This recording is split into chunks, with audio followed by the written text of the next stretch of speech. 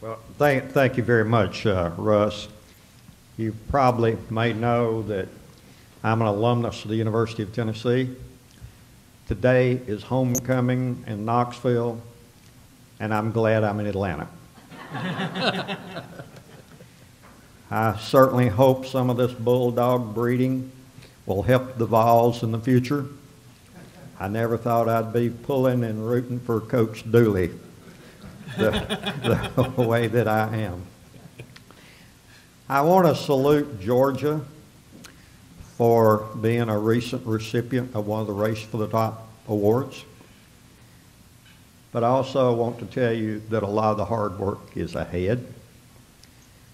In your proposal, like so many other states, as was required, there's a requirement that you use student achievement data to more effectively measure educational outcome efficiencies.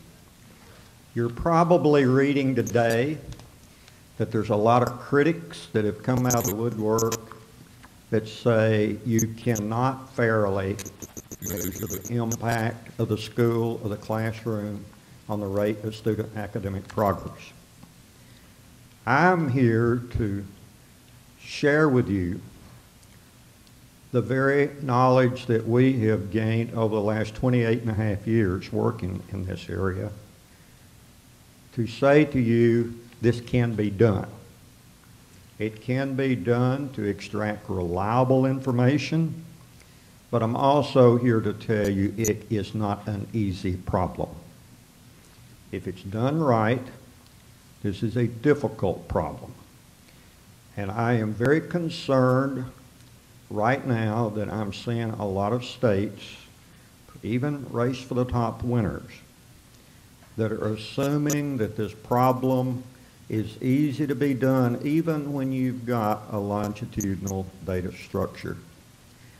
So my message today to the state of Georgia, I salute you, I congratulate you, but you've got to do your due diligence. Now, I want to share with you how, first of all, I got involved in this. I tell people I stumbled out into the educational research swamp 28 and a half years ago, and I have not been smart enough in the last 28 and a half years to get out of the swamp. But briefly, Lamar Alexander was the governor of Tennessee. In the late 1970s, he was advocating something very radical for that time and place. He was advocating a career ladder system for teachers, a merit pay plan for teachers. If you think it's controversial now, you can only imagine what it was in 1979 and 1980. I'm a statistician by training, and I was on the faculty of the University of Tennessee in Knoxville. And if I haven't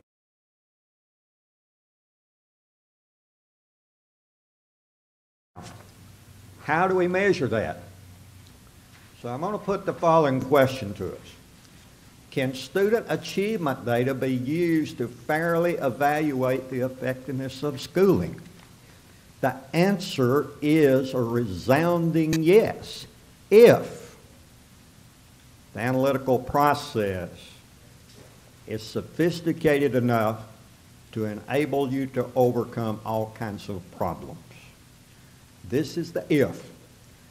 Yes, you can do it, but you can't do it with little simplistic approaches. And let me amplify on that. How can a fair evaluation be achieved? Well, first of all, and that's where we started in 1982 and continued right on to the present day, you've got to follow the academic progress of every single student as an individual. Let me say that again. You've got to follow the academic progress of every single student as an individual. You don't look first at groups of kids. You start following the progress of every student as an individual. That is the first concept that you've got to do. A teacher has no control over the achievement level of that child when they walk into the classroom in the fall of the year. What a teacher does have control over primarily is the progress rate that that kid makes. the fifth grade scores, the sixth grade scores. You use the totality of that information to do what? To dampen the errors of measurement in any one test. In statistical jargon, you exploit the covariance structure. In other words, you're exploiting the relationships that exist among all of these things, because more statistical jargon, errors of measurement of tests is not related to the covariance. So consequently, by exploiting that relationship, then you get to a place where you can do what? You can reliably measure the impact that school or that classroom is having on the rate of academic progress of those students. Well, what kind of test data do we need? What kind of test data do we need? First of all, we argue that the scales of measure coming from these tests, if they're going to go into this informational array for each student, must meet three conditions. First of all, the tests must be highly correlated with the curricular objectives. To be flippant about it, you don't teach in French and test in Russian. If you'll notice, I'm saying these scales of measure must be highly correlated with curricular objectives. I'm not saying they've got to be perfectly correlated with curricular objectives, but they've got to be very highly related. Secondly, and this is important, the test must have sufficient stretch to enable you to measure progress of high as well as low achieving students within the same chronological grade level. Now, of all of our work with districts scattered in various states, we have found two cases in which the state assessments would not meet this stretch thing, and we had to say to districts in those states, thanks but no thanks, we cannot apply our methodology. The first one was the original Texas TOS test from Texas. That test had such a dramatic ceiling effect that something like 25% of the kids in the whole state were making perfect scores. The state of Texas, no, has replaced that with a tax test, and we don't find that same problem. Recently, we had a district or two in Virginia that wanted us to apply our methodology. We had to say thanks, but no thanks. The Virginia test does not have enough stretch to apply our regular value-added measures, even though there's some other things we can do for them. And lastly, the third condition, the test must have appropriate reliabilities. Now, what do I mean by that? You can't take one of these little survey battery tests with 24 questions on it, because the errors of measurement and that result is just too wide. What we have found that these state assessments that have got from 50 to 60 items per test will certainly meet that reliability requirement. However, what I'm advocating here is a longitudinal analysis to essentially dampen those errors of measurement where we can extract reliable information for the classroom or the building. However, once I've said that, I've now created an enormous problem. The enormous problem is kids don't stay put. Kids move. Kids get sick. Kids miss school. Disproportionately, students from some neighborhoods will move more and miss more than students from other neighborhoods. If your analytical process does not have enough sufficient sophistication to deal with that problem, you will bias your results big time before you even get started. A lot of these more simplistic analytical processes are in essence not including those kids that are moving around a lot or missing a lot. So basically, we're not getting a true sense of the effectiveness of that schooling for those kids. The next thing that are major problems, and we've been doing this long enough, like, for example, Tennessee just changed its test this year. New set of curricular standards, et cetera, et cetera. This is the third time that we have had that happen in working with that state since 1990.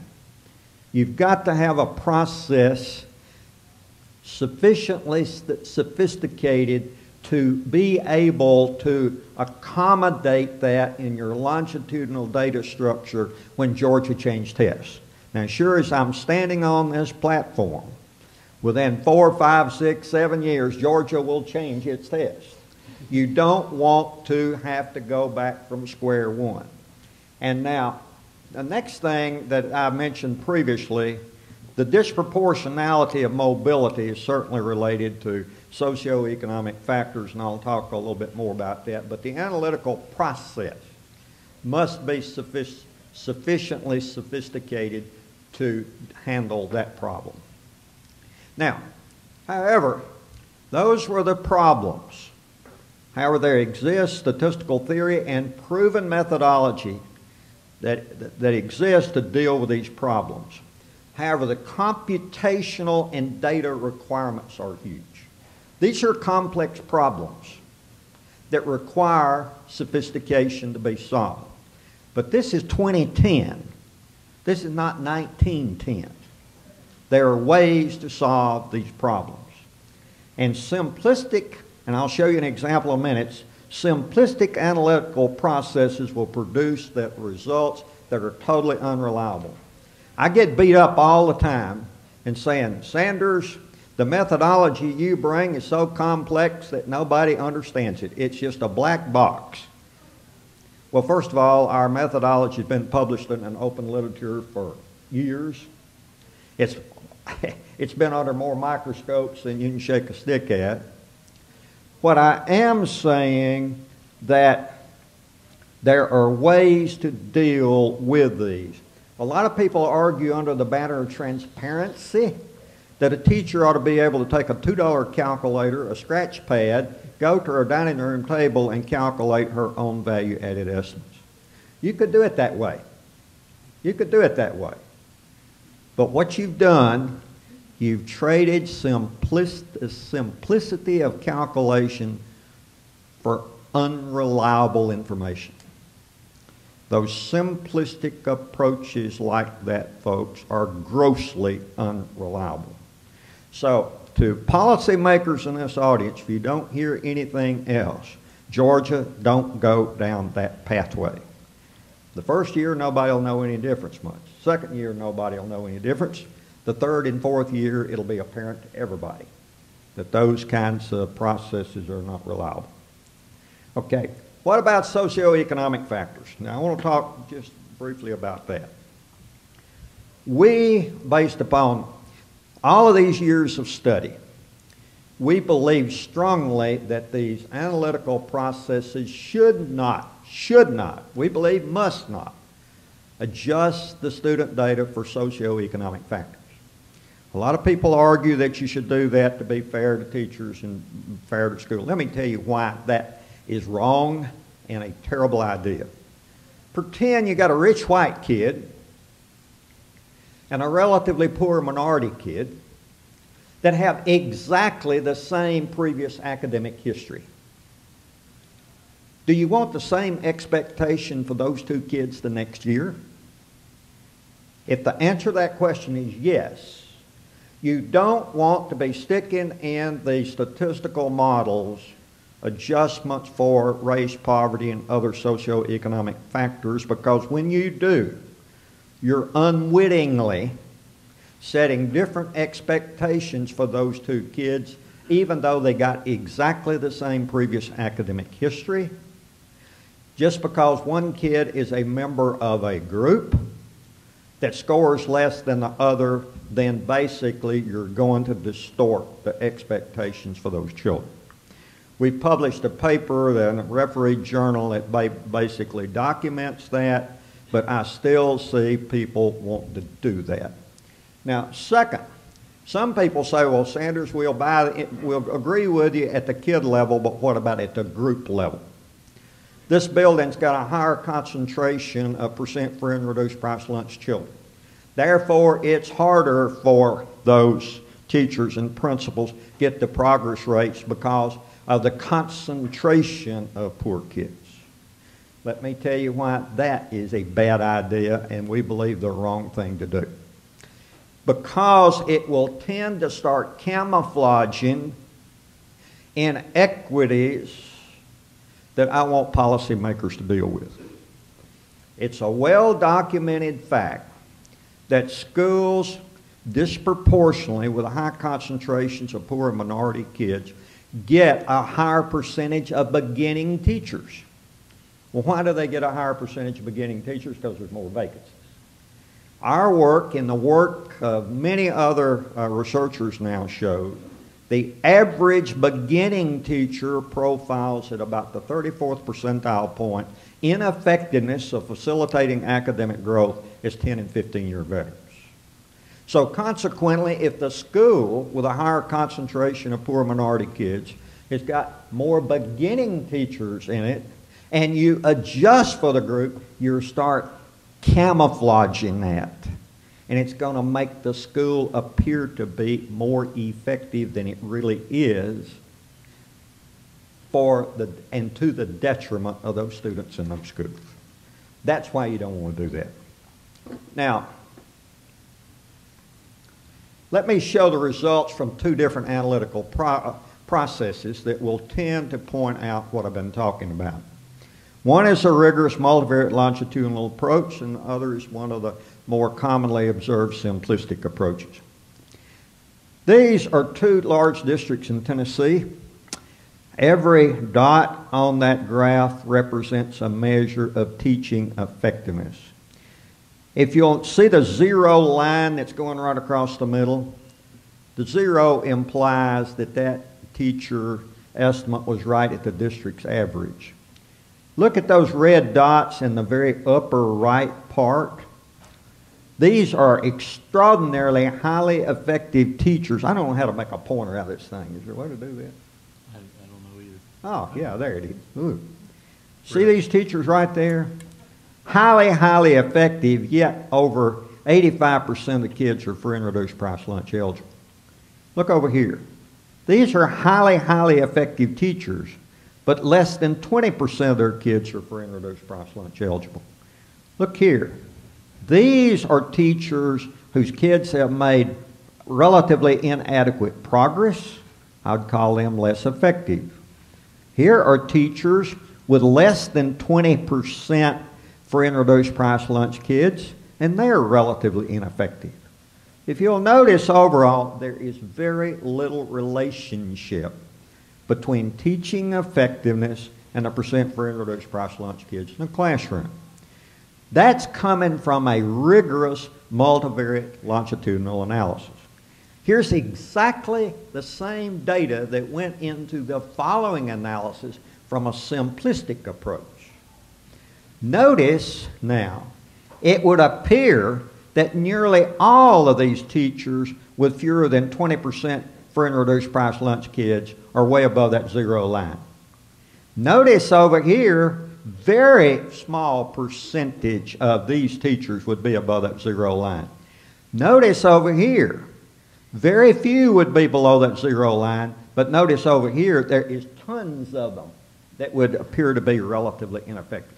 Same data, same teachers, entirely different picture based upon a simplistic analysis as opposed to a rigorous multivariate longitudinal analysis.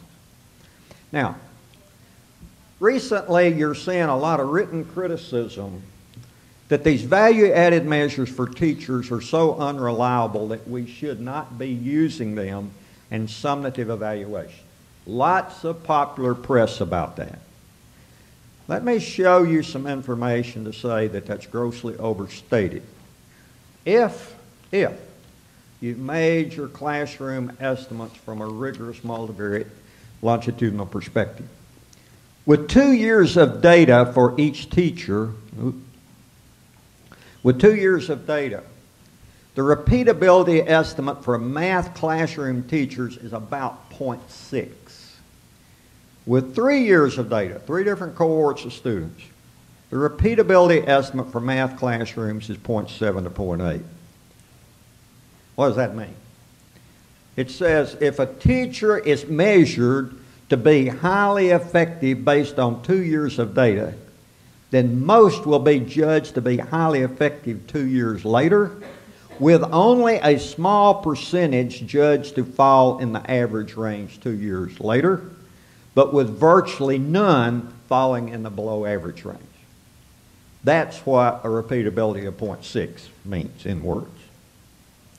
Now, based upon my 28 plus years, the problems to be overcome in developing and deploying a reliable educational value-added process are hugely complex and difficult. I am greatly concerned that the chorus of criticisms which are being leveled at educational value-added models will tend to be applied to all of these models.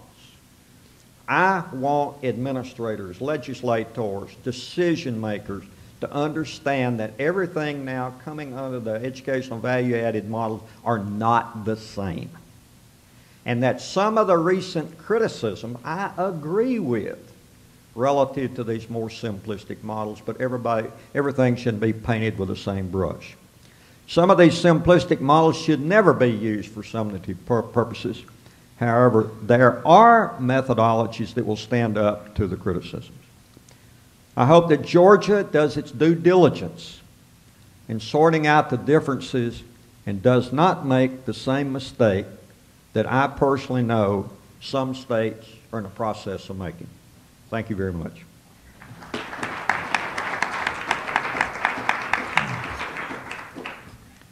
Thank you very much, Bill. And we're going to, I guarantee you have time for questions because Ben's presentation will take 2 minutes. Just kidding. We will have plenty of time for questions, though. Dr. Ben Scafidi is following up, and you will notice that what we've done is we've gotten you down deep in the weeds on theory and implementation of that theory on statistical modeling. And now we're going to talk to you about the economics and the economic impact of teacher quality and validating teacher quality. And we really want you to see the connection between the policy-driven decisions that are being made and the data behind them that Dr. Sanders just talked about and what Ben's going to talk about. Just so you know who Ben is, he is a professor of economics at Georgia State College and University in Milledgeville, Georgia. He's a good friend. He has served both of our most recent governors here in Georgia on 2 commissions for Governor Barnes and as education policy advisor for some time for Governor Perdue.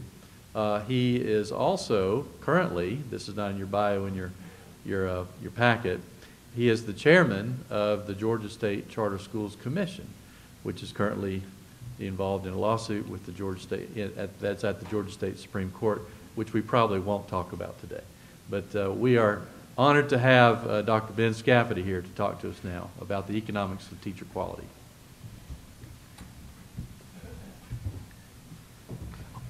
Can I call you? Yeah, please. Yeah. You can go ahead and start. Thank you. I'm innocent in that lawsuit. Named but innocent. Yeah. David McCluskey will tell you different. I want to talk to you today about improving teacher quality, and it's hard to follow Dr. Sanders. He's definitely the guru, and I'm honored to be on the same stage with him. And I'm also honored to be speaking with the oldest and most venerable think tank in Georgia, the Georgia Public Policy Foundation. Thank you for having me, Kelly. My remarks are sometimes controversial, and they're my own. And I understand, you know, I've worked for elected officials. I understand you're in the hot seats and I'm in the cheap seats. So I'll try to keep that in mind. As Dr. Sanders said, teachers are the most important input in a child's education that public policy can influence. So what can state government do to improve teacher quality? There's 3 broad areas, right? We can recruit better folks into teaching. We can try to retain the best teachers. And when I was going over my talk this morning, my 8-year-old daughter said, "What do you mean by lose the least good teachers?" And I said, "Ming, if you have a bad teacher, do you want her to stay around or him to stay around?" She said, "No." I said, "That's what I mean." So let's talk about first recruiting better folks into teaching. What can the state do? Back in 2000 and again in 2003, we made it much easier as a state for people with alternative certification to come into teaching. By and large, we do not utilize this to the fullest extent. Most school leaders view alternative certification as a failure. You'll see quotes every March, every April in local newspapers all across the state. You know, we tried to hire the traditional teachers first, we couldn't find enough, so we had to hire some of these alternative. We should be recruiting these people, courting these people, and then hiring the best people from both the traditional pool and the alternative pool. Out on the outside where all the papers are, I put 3 of my papers out there. One of them is called When Does Teacher Licensure Make Sense with J.J. Arias. You might want to look at that for more on this. Just consider the red line being, the red curve, being the distribution of teacher effectiveness. So as you go to the right, the teachers are more effective. As you go to the left, the teachers are less effective. So you have some really good teachers, a lot of pretty good teachers, and some teachers not so good. And let's say the blue line was the distribution of quality for alternative teachers. Some really good, a lot in the middle, some not so good, right? And let's assume that where the red line sticking up is the average effectiveness of traditional teachers, and the blue line sticking up is the average effectiveness of alternative teachers. When people estimate regression models of the kind Dr. Sanders was talking about, and they want to see who's better, they're looking at who's better on average, right? And let's say you find in the study that traditional teachers are a little bit better on average. Most researchers and most policy people want to take from that, we should ban alternative teachers. But if you look at it this way, that doesn't make any sense. Shouldn't you start hiring on the right end of the distribution and then go down? You should hire the best teachers first, no matter where you can get them. If you ban hiring from the blue curve, you're forcing school districts to hire lower quality, traditional, less effective traditional teachers because you're either banning by law, by rule, or by custom alternative teachers. Right? And on balance, research tends to find that alternative teachers are slightly better on average than traditional teachers. Some studies find they're roughly equal, but on balance, the studies find they're a little bit better on average. So we're banning, you know, the wrong group. What we're trying to say here is that this is true for all identifiable teacher characteristics. If you look at a study that finds maybe teachers with this degree are a little bit better on average than teachers with that degree, that is not a rationale for only hiring people with that credential because of that picture.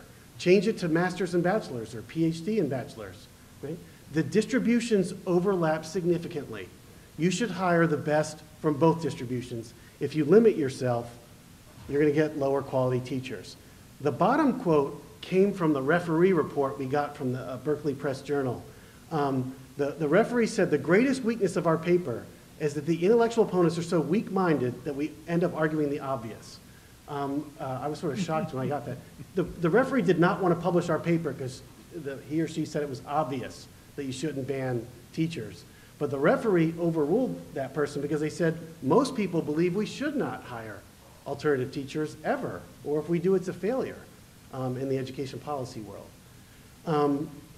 Another thing, and you've probably seen this kind of data before, if you look toward the bottom, high school graduates who say they want to major in education tend to score in the bottom third compared on SATs compared to 36 other common majors. Nationally, education majors out of these 36 majors finished 25th in reading, 27th in math, and a combined 57 points below the national average on the SAT compared to other majors. You've probably heard other folks talk about how other countries tend to get teachers from the top third of the distribution. So is it low pay that's keeping teachers, that's keeping higher ability people out of teaching? If you adjust for cost of living and you adjust for the generosity of pension benefits, Georgia teachers are roughly the best compensated in the nation. Now, if you factor in insurance, we might drop to third, but I don't have good data on that. Another paper I put out there, almost no teachers, almost zero in Georgia, leave teaching for a job outside of public education that pays more than the minimum on the salary schedule. Almost zero. We had the Department of Labor data. We matched it up with the Professional Standards Commission data, so we could track teachers when they left public education almost zero leave and make more than the minimum on the salary schedule for a bachelor's degree. As evidence that our pay is good, we steal teachers from other states. The biggest pool of new teachers in Georgia, and if I updated this, it's still true, the biggest source of new teachers in Georgia is teachers that come from other states. So we are luring people from other states. There's one study, I wish there was more on this, so I'm not fully confident in this, but it's by Caroline Hawksby and Andrew Lee, that pay compression seems to be the big reason why highly educated, highly intelligent people don't go into teaching. If you're a smart person, and I'm not one, but if you are, right, you want to be paid based on your performance. And smart people tend not to go into teaching because everybody gets paid the same, right? Now, a lot of smart people do go into teaching, right? My kids' teachers are very smart, right? But a lot of people are deterred based on this research because they don't like the fact that everybody gets paid the same. So look at this simple equation at the bottom, right? Just a simple model, how do you decide how to become a teacher or do something else? You might consider your teaching wage that you're going to get minus the entry cost of becoming a teacher. If that's greater than the wage you can get somewhere else, you become a teacher, right? By entry cost, I mean, what does it take to become a teacher? Back 12 years ago when I was working for Governor Barnes, we were talking about if someone was fully certified in Florida or another state and came to Georgia, they had to take 3 classes and pass a test to be a teacher in Georgia, even if they've been teaching 20 years and had stellar, performance reviews, right? But also, I have a lot at Georgia College, a lot of juniors and seniors who are brilliant, who never thought about teaching, but then they say, I'm a junior, I'm a senior, I think I'd like to teach. Well, there's often a lot of hoops they have to go through to become a teacher. Now, we've made it easier per state law with the 03 law change we did. It was bipartisan, right? But most school districts are very reluctant to go that route. And that's a cultural change and a lack of incentives. But if we keep the entry cost high, that's going to deter people, if you just look at it mathematically, people with the highest opportunity wages, people with the highest ability from going into teaching. And there's evidence on that from many people. So alternatives are, nationally it's called merit pay. In Georgia, we're calling it now performance pay. Another alternative is market-based pay, and another alternative is reduced preparation requirements, reduce the hoops it takes to get in. And I'll talk about each one now. As Dr. Sanders said so well, when I talk about who decides, you've got to be so careful on how you set up, how you judge merit. And he just went through it very carefully, and he's right. Of all the people that work in state government, there's one guy, Eric Warren, who can talk to Dr. Sanders. Everybody else is not qualified to decide on how you should judge merit pay. And I met Dr. Sanders about 20 minutes ago. Never met him in my life. Right? If I were working at the DOE and I was in charge of Race to the Top, I would hire Dr. Sanders, I would hire this guy at Harvard, I'd hire this guy at Dartmouth, and I'd hire this guy at Michigan to come design a merit pay proposal for us. How do you judge what is merit? It's complicated. It's not easy, right? And some people have been doing it, like Dr. Sanders, for 20-some years. But also, when you set up the whole system and all the things you put in there, you got to figure out what are the incentives on teachers and make sure you're not incentivizing them to do the wrong thing. And that's a hard problem. You got to make sure you're measuring everything that you want to measure. Right? So it's a very hard problem. Market-based pay is what we have typically in higher education. And that's typically what you have in the private sector, right? Everybody's paid differently, right? Everyone's raise is merit-based. I remember several years ago, we got a pay raise. I remember that, right? And the raise, I believe, was 4%, right? I believe that was in 06 or something like that, right? I got a 5% raise that year, right? I was happy. We have a process in higher education where we judge merit. People that are professors buy into it. It's discipline specific, right? Some people get an above average raise. Some people get a below average raise. Some people get no raise, right? And if you get an outside offer, if another college offers you more money, right, then your college can decide to match it or not, right? I don't think that would work in K-12 in the current system because the incentives are not right on principles, right? In your business, and I see several business people out there I know, If you are paying someone too low and they're really good and they leave, your profits are harmed. I don't think principals in Georgia currently have the same incentives. In higher ed, we have much better incentives because students have much more choice. They don't have to major in your subject, they don't have to take your class, they don't have to go to your college, right? So we have incentives to keep, good people, and I have no idea why my college keeps me, right? Alternatives for alternative pay plans. I think you want to grandfather in people into the current rigid system for folks who want to stay there. They know it, they know what it's about, they've had it, right? If you go to merit pay, base it on value-added gains on test scores, as Dr. Sanders said, and maybe some other objective measures, right? If you went to market-based pay, I would not let the principal be the sole determinant of what that pay is for each teacher. Because if I'm a principal, I'm going to give higher pay to teachers I like, I'm going to give higher pay to teachers that are my buddy, I'm going to have higher pay to teachers that don't give me any guff, right? So you need to have maybe a group decide that if you go that way. But if you go to a market-based pay system, teachers have to be totally free to go to another school if they don't like the pay raise they're getting. And if you went this way, I would give each school an overall salary budget. That would be more equitable, actually. Teacher retention, right? Teacher retention in Georgia is very, very high. The mantra that half of teachers are gone after 5 years, I really don't think that's ever been true, but we've all had that ingrained in our heads. I had data from the past 11 years in Georgia. It wasn't just during the recession, 11 years. And after 10 years, 63% of teachers who started were still there. And as I said before, teachers don't leave for higher paying jobs and occupations outside of public education. But teacher retention, I think the big thing we can do is respect.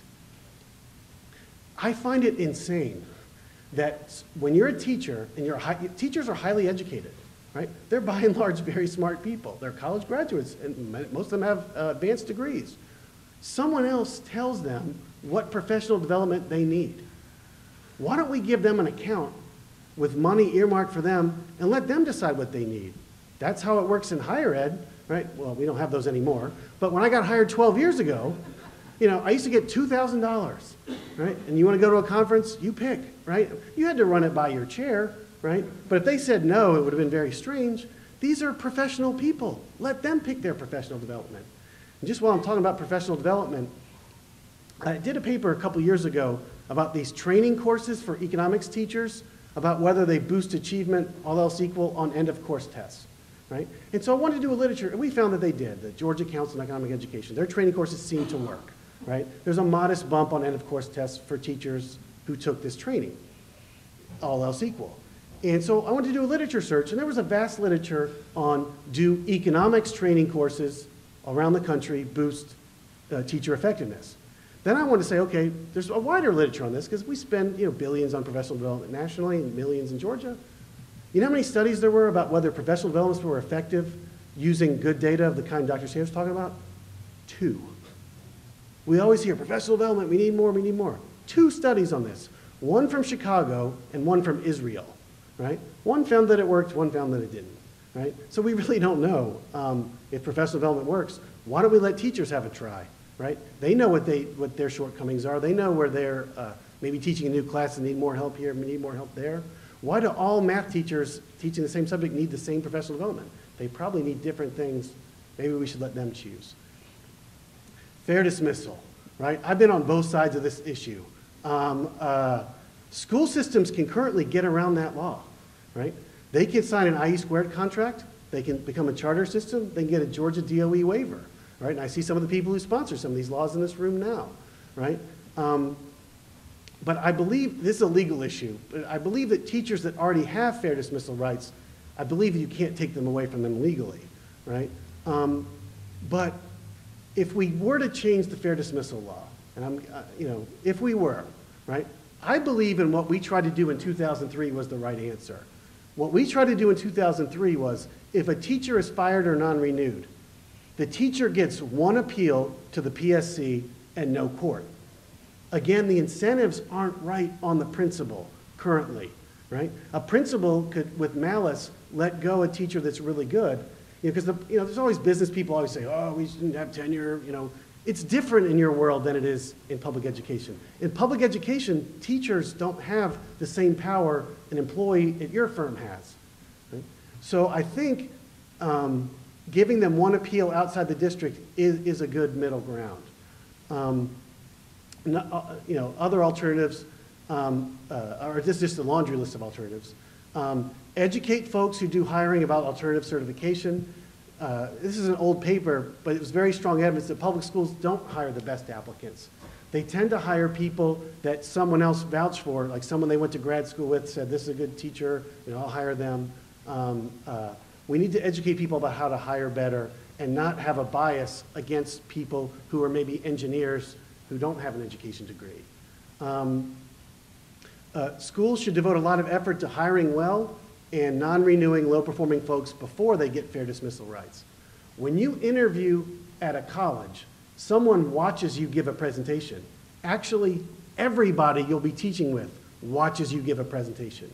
If you interview at a college where you do more teaching, like Georgia College, everybody watches you give a presentation, and then everybody watches you teach a real-life class, and then the students and all the faculty rate you on your teaching, and then that's how we hire, right? Do we devote that much effort in public education to hiring teachers? Does the whole faculty watch you teach a real-life class on a real-life, the lesson that they're supposed to do that day? Basically, when you're interviewing for college, 2 days ahead of time, they'll say, hey, it looks like the kids are going to be on this topic. You're teaching this topic when you come on Wednesday, right? And that's how you get hired, right? So we should do a good job on hiring. We should reduce preparation requirements. And again, state law is really not the holdup there. It's more sort of custom at the local level. I think we should pilot performance pay. Again, because it's so complicated, go slow. I know the title of this conference is Wisdom, Justice, Innovation. I'll bring moderation back. Go slow. Teachers know. They've been around. They've seen reforms come. They've seen reforms go. They know the danger, the peril that is there if you don't have folks like Dr. Sanders designing these systems, right? They've seen things get screwed up, so go slow. And Race to the Top is a good place to do that. And you might want to consider piloting market-based pay. Again, you'd have to deal with the particular features in public education. I would let competent teachers choose their professional learning opportunities. If you got a good review last year, you can choose your professional development this year. 99+% of teachers get a good review last year, so let them all choose. And I would move to a fair dismissal program that is not only fair to teachers, it's also fair to students, right? And that's all. Thank you.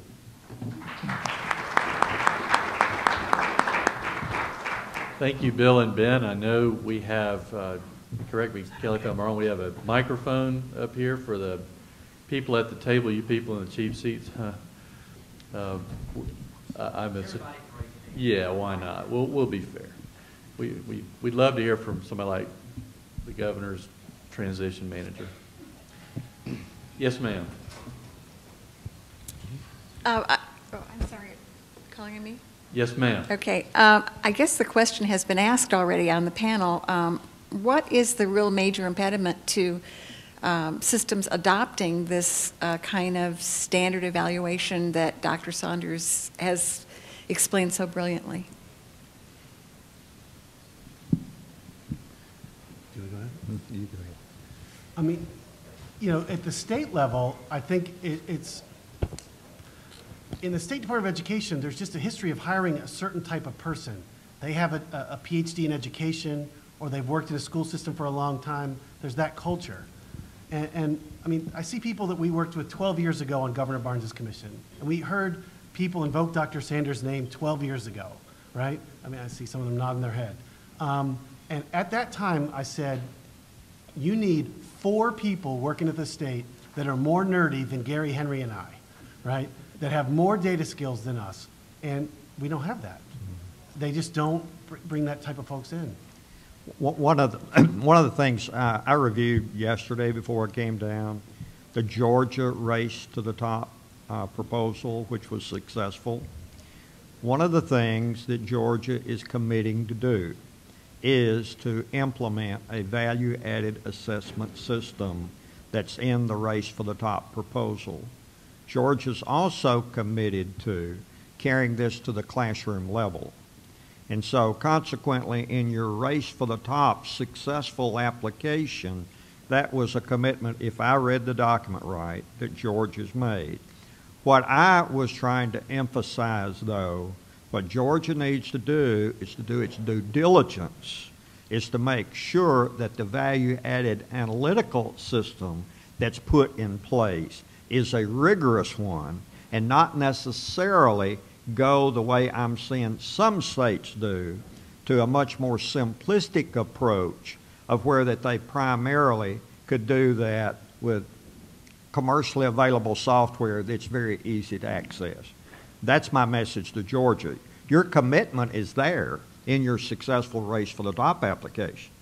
The question is, what are you going to use in the see, to create the longitudinal data system, which is required, and this state clearly is heading down that road in various levels. In fact, you've already made a lot of progress. Having the system in place is different, though, from having the rigorous analytical process in place to use that particular data. And the way your application reads, that is to be determined.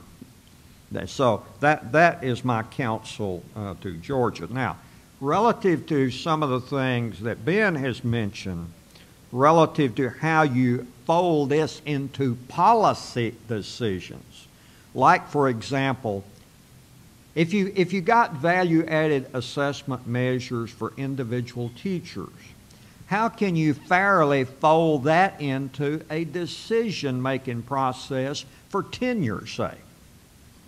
How do you fold it? Because, see, what we're really talking about here is risk assessment.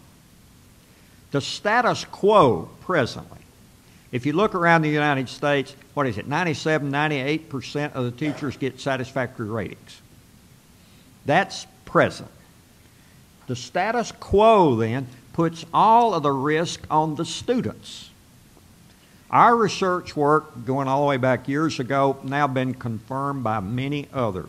Not only is differences in classroom effectiveness the biggest factor, but when we published papers years ago of tracking individual students through sequences of teachers.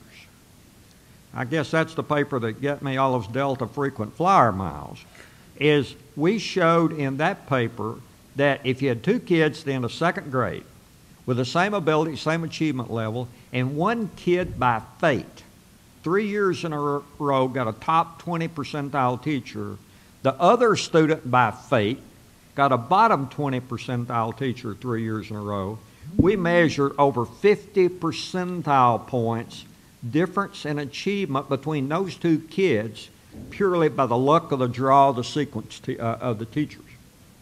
So this is the reason why now in 2010, if we're wanting to balance the risk, including the risk to the students, now we've got to seriously consider how to do that to be fair to the adults, because we cannot just dismiss teachers. Let's pretend we've got a school here that on balance is a relatively weak school relative to student progress. But there are individual teachers in there that are outstanding. Our work has shown that variation in teaching effectiveness within buildings, variation in teaching effectiveness within buildings is 3 to 4 times the variation among schools. So consequently, you get to thinking about how do you award or reward people for staying in these hard-to-staff schools. Well, first of all, you think about awarding people something for staying in there and doing it. So we need to be thinking about how do you balance incentivizing highly effective teachers to go and stay in schools where the students in those schools are needing highly effective teaching all the time. You can see what really good data can do for you. Dr. Sanders, based on what you said in the presentation, what you just said, the SES socioeconomic status is therefore not a factor in children being effective learners. So the racial implications of that are eliminated. Exactly. And could you say something more about that? For example, if you do it the way it ought to be done, every kid serves as his or her own control. That kid comes to school this year with the same innate ability, whatever that is, last year, this year, next year. The kid is going to tend to come from the same home environment, whatever that is. You see, Dan Fallon, if you really want to read a really thoughtful, intelligent description of all this, Dr. Dan Fallon recently retired, is the head of the Carnegie Corporation of New York's Educational Division. And, you know, he threw us a rose petal or two in there. He said that our work essentially turned this thing on its head. If you go back to the Coleman report, you go all the way back there, they were doing cross-sectional analysis where if you start out with that and you say, I got all this variation in fifth grade math scores, I'm going to fit a model to start explaining that variability. Well, duh. They put in race and poverty and educational attainment of the parents, explained a huge percentage of it. So consequently, it left very little attributable to schools or schooling. We came along, I didn't know any better.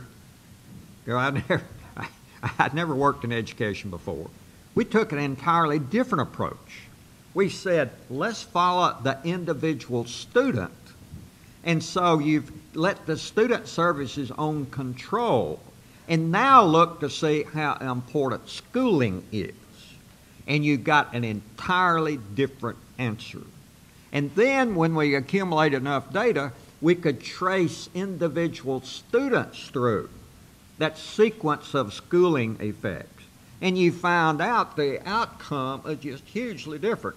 Now, let me talk about the differences that we see in race. If you go in and look within the same quintile of prior achievement, within the same school, within the same classroom, African American, Caucasian, and Hispanic kids in that circumstance, if they come in at the same level, they will go out at the same level.